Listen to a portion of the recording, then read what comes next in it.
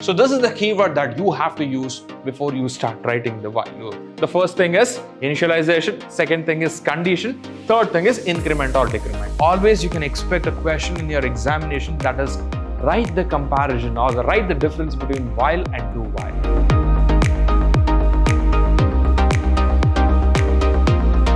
Hello everyone, I welcome all of you to the yet another interesting session with respect to the decision making and looping. So what exactly decision making and looping? What exactly about decision making and looping? What exactly about decision making and looping? Sir, why are you saying this repeated number of times? So my dear students, this is what I will call it as a looping.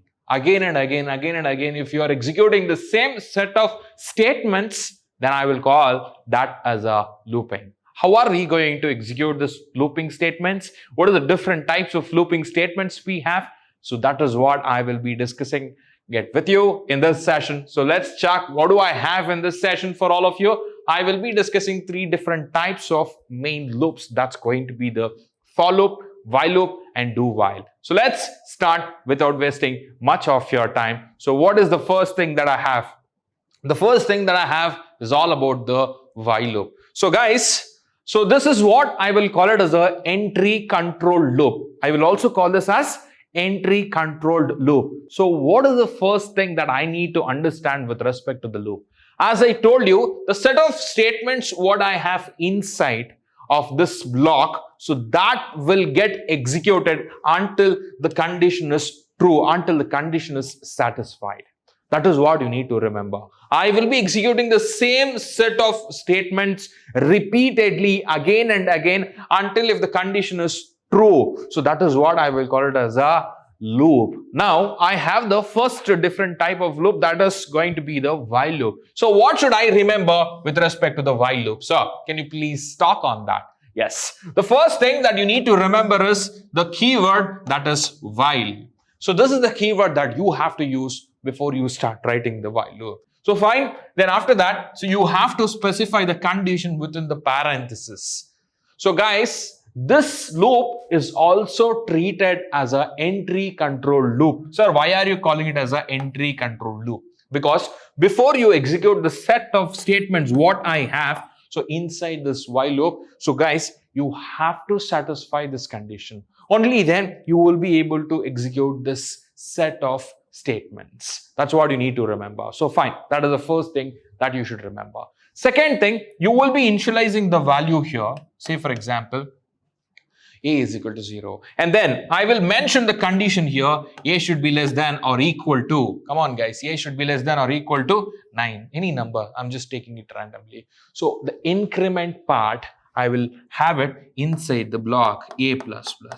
So this is the three different things which you should remember with respect to the loop. Whenever I'm discussing the loop, the first thing that you should remember about the initialization.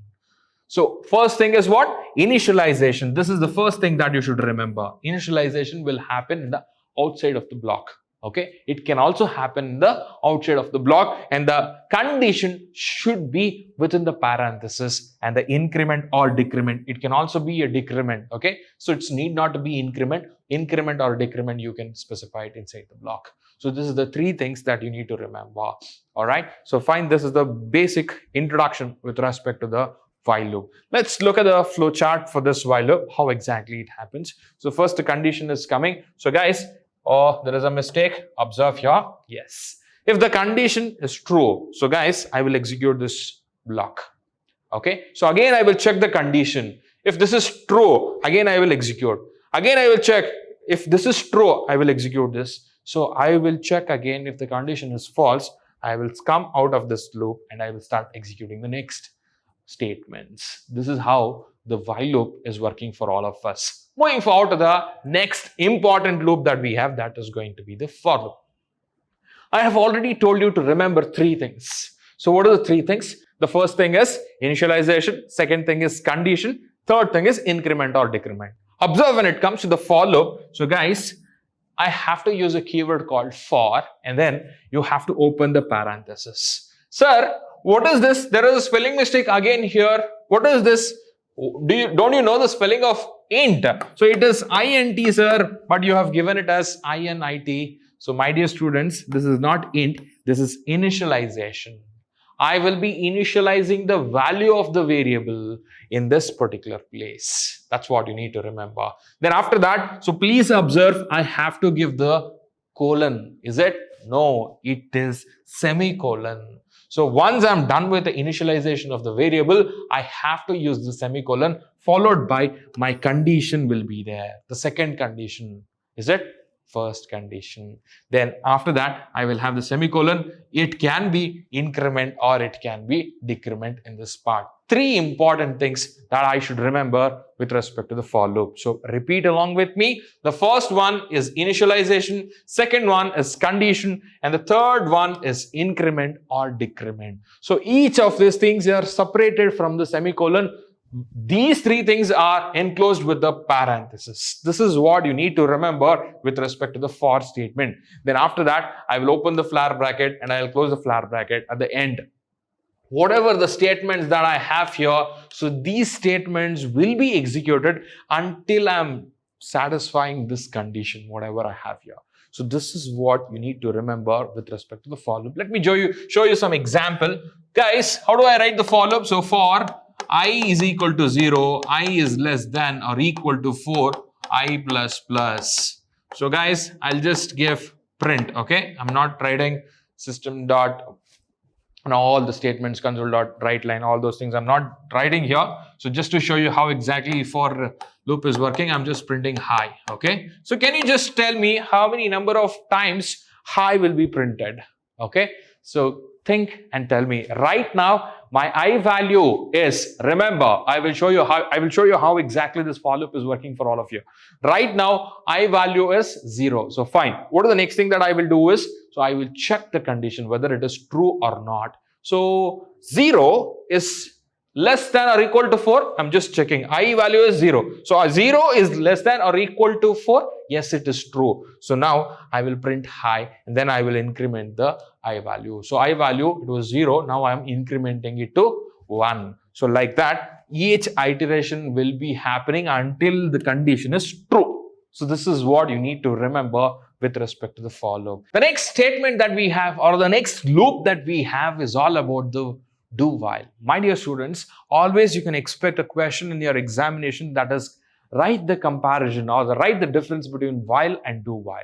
So you need to remember, always while loop, we always treat it as an entry control loop, but when it comes to the do while, we always treat that as an exit control loop. This is what you need to remember. So why do you call it as an exit control loop? What is the speciality of do while? Sir, why do you need, when I have the while loop, why do you need this do while? Could you please tell me this? Okay. If I ask you this question, I will get one more doubt. Sir, why can't you use just only one while loop or for loop or do while loop? Why do you have three different types of loop? It is very interesting that you need to remember the difference of each and every different types of loop that we have, and when should I use what? This is very, very important. My dear students, let me address that. So before I start explaining this do while. So when I know exactly how many number of times that I have to execute, so I will be using for loop. I repeat. So guys, when I know exactly how many number of times I have to execute, so I will be using for loop. When I have the condition, so I will be using while or do while based on one important thing. So what is that? So after explaining this, I will come to that. So based on the condition, I will be choosing while or do while. So in that, how do I choose while and do while? I will show you after explaining this. So now, what is the speciality of do while? So when I say that do while is exit control loop, so what is the speciality of that? When it comes to the do while, so observe here, I don't have the condition. I will not check the condition in the beginning. So whatever the statements that I have here, I will execute one time. So even if the condition is failing or true, whatever it is, so I will execute that statement one time. Then after that, I will check the condition. Observe, at the end of the statement, I have given the semicolon. So what is that I have? I have the keyword while, and I will specify whatever the condition that I have.